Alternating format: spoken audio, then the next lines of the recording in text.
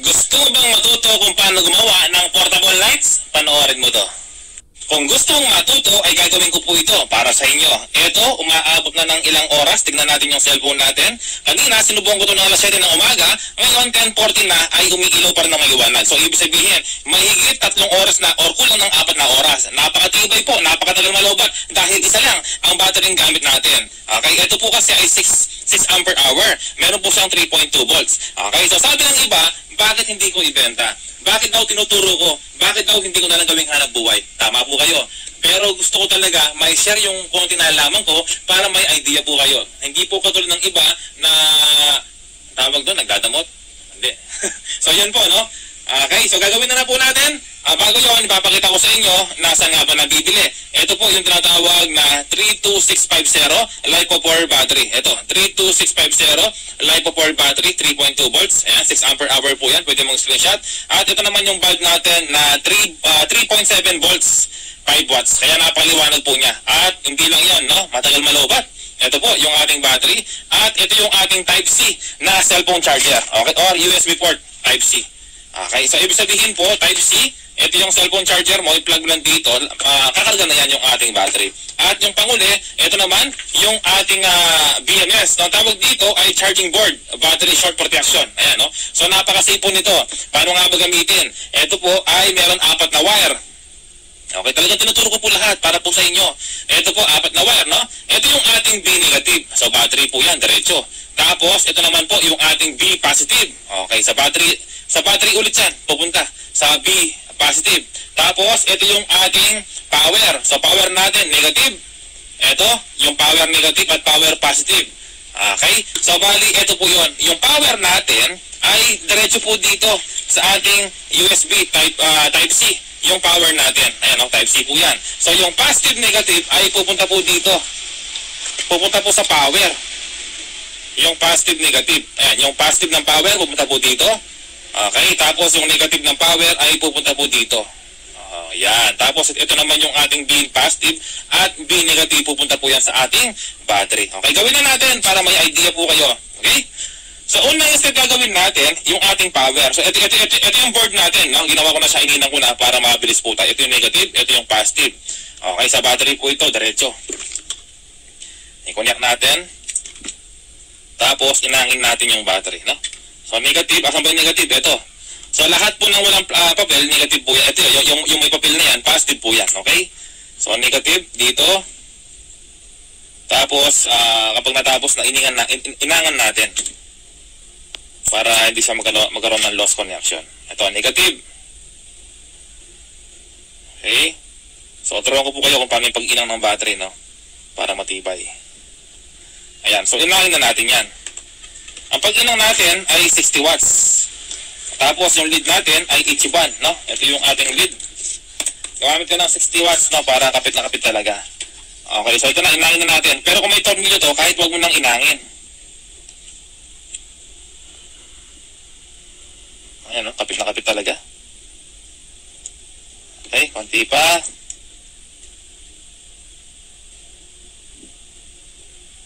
Ayun, okay na.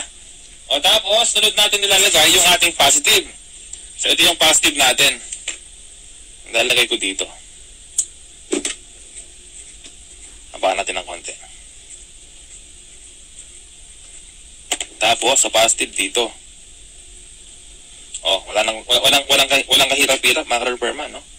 Ayan. So, kung gusto mo, i-share mo yung video para hindi mo makalimutan habang ginagawa, pinapanood mo na lang.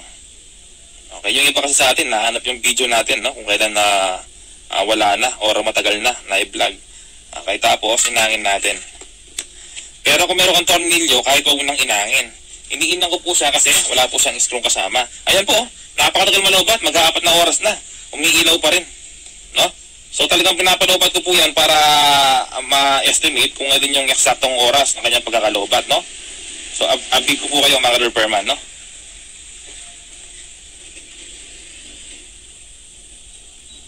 Ayun. Okay, tapos ang gagawin natin, lalagay po dito. Ayan, talagang sakto, no? Pero bago yun, lalagyan natin itong switch. Yung switch niya, bilog ang bilin mo. Sakto po sa butas. Ito, sa butas. Oh, sakto, di ba? O tapos, ito naman, yung ating charging port. Ito, gagamit tayo ng soldering iron na hindi ginagamit kasi kapag nabutas na po yan, hindi na magagamit ulit yung inyong soldering iron, no? Kasi nga, plastic. O tapos, ipapasok mo yan dito. O, sakto po ka sa butas, ayan, no? Mga repairman, no? Okay, so mamaya natin i-glue stick yan. Tapos, ito yung ating charging port na positive, negative. Lalagay po dito sa ating board, no? Yung tinuro ko nila dito. Lalagay po dito. Inuulit-ulit ko po para may idea po kayo. Positive, red, negative, black. Okay, dyan po ilalagay yung ating charging port or BMS protection, no? Kailangan po kasi ito yung ating BMS protection para safe po ang inyong battery, syempre. Hindi siya ma-overcharge. Okay? So, lalagyan na natin yung ating positive. Ayan, so positive po yun. Tapos yung negative ay kulay black. Lalagay na natin. Iba talaga kapag full demo tutorial, no? Ayan po, nakalagay na, no? Tapos yung ating output natin na para umilaw yung bulb natin, ito po siya, no? Okay, so kailangan natin i-series connection yung ating, ito, alisin ko na yung isa.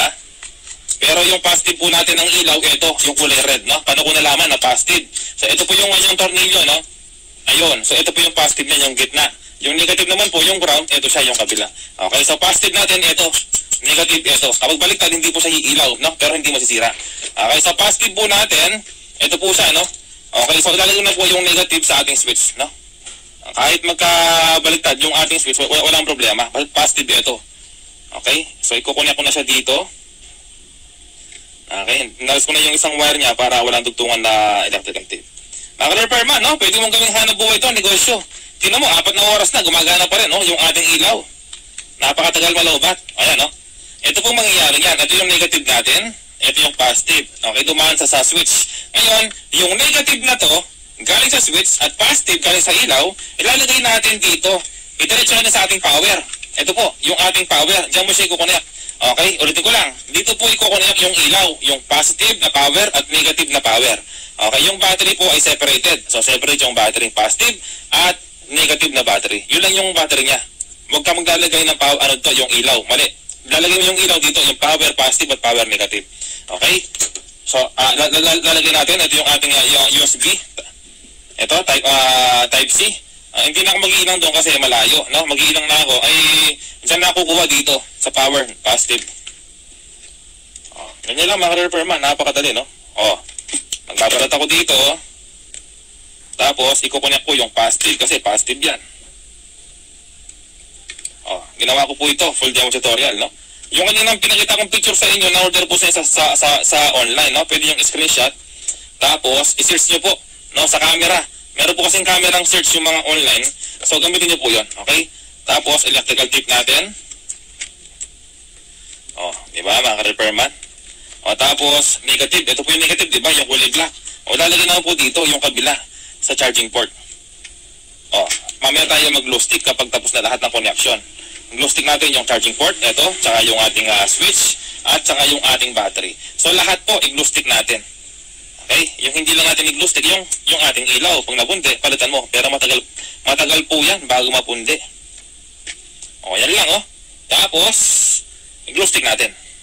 Lahat ay naka-glue stick na. Ito yung gamit ko. Tuyo-tuyo na siya. Pati yung Type-C charger, yung ating switch, battery, pati yung ating BMS. Okay, so bali yung ilaw, subukan natin. Ito po, mga repairman, no? Ilang oras na ba? So, alas 7 ko in-open to. Anong oras na? 11 na. So, 4 na oras na naka-open to, mga repairman. Napakatagal, napakakunat ng battery po na to. Hindi pa rin malubat-lubat. Ngayon, on natin, subukan natin. Ayan, no? Okay na rin.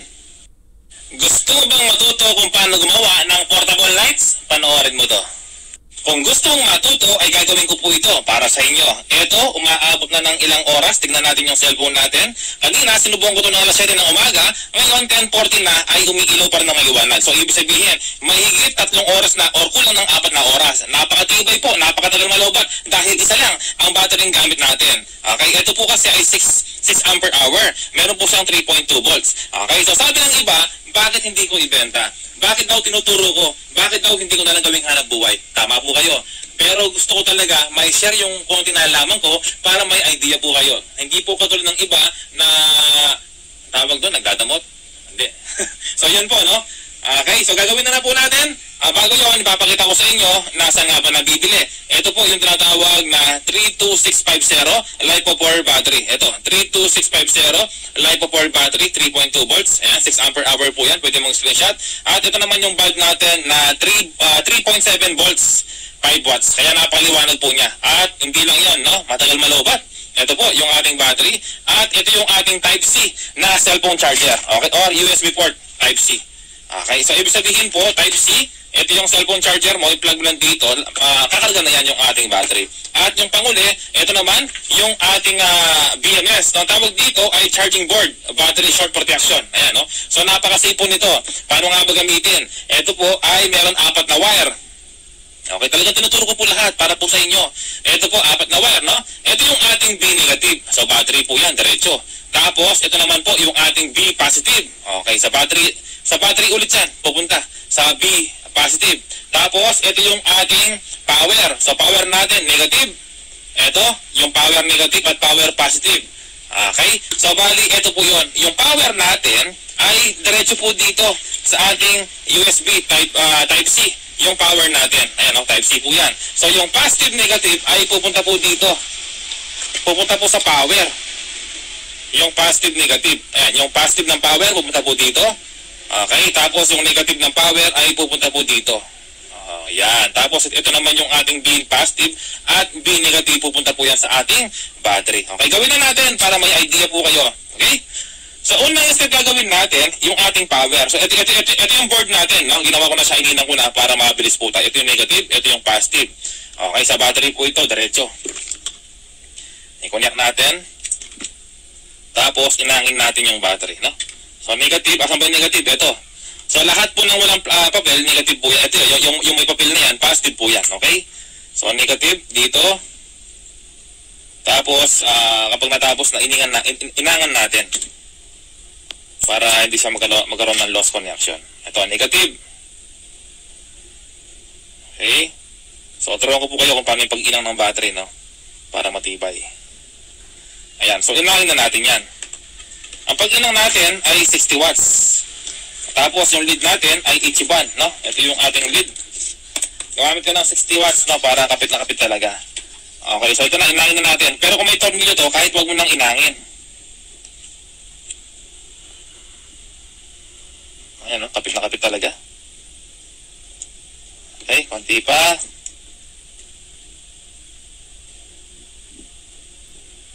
Ayan, okay na. O tapos, sunod natin nilalagay yung ating positive. So, ito yung positive natin. Nilalagay ko dito. Habahan natin ng konti. Tapos, sa positive dito. O, walang kahirap-hirap, mga ka-repairman, no? Ayan. So, kung gusto mo, i-share mo yung video para hindi makalimutan habang ginagawa, pinapanood mo na lang. Okay, yung iba kasi sa atin, nahanap yung video natin, no? Kung kailan na wala na or matagal na i-vlog. Okay, tapos inangin natin. Pero kung meron kang tornilyo, kahit huwag mo nang inangin. Iniinang ko po siya kasi wala po siyang screw kasama. Ayan po, napakatagal malobat, mag-4 na oras na. Umiilaw pa rin. No? So talagang pinapalobat ko po yan para ma-estimate kung alin yung eksaktong oras ng kanyang pagkakalobat, no? So update ko po kayo, mga repairman, no?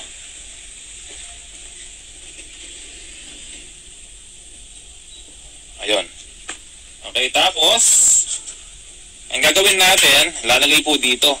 Ayan, talagang sakto, no? Pero bago yun, lalagyan natin itong switch. Yung switch niya, bilog ang bilin mo. Sakto po sa butas. Ito, sa butas. O, sakto, di ba? O, tapos, ito naman, yung ating charging port. Ito, gagamit tayo ng soldering iron na hindi ginagamit kasi kapag nabutas na po yan, hindi na magagamit ulit yung inyong soldering iron, no? Kasi nga, plastic. O, tapos, ipapasok mo yan dito. O, sakto po ka sa butas. Ayan, no? Mga repairman, no?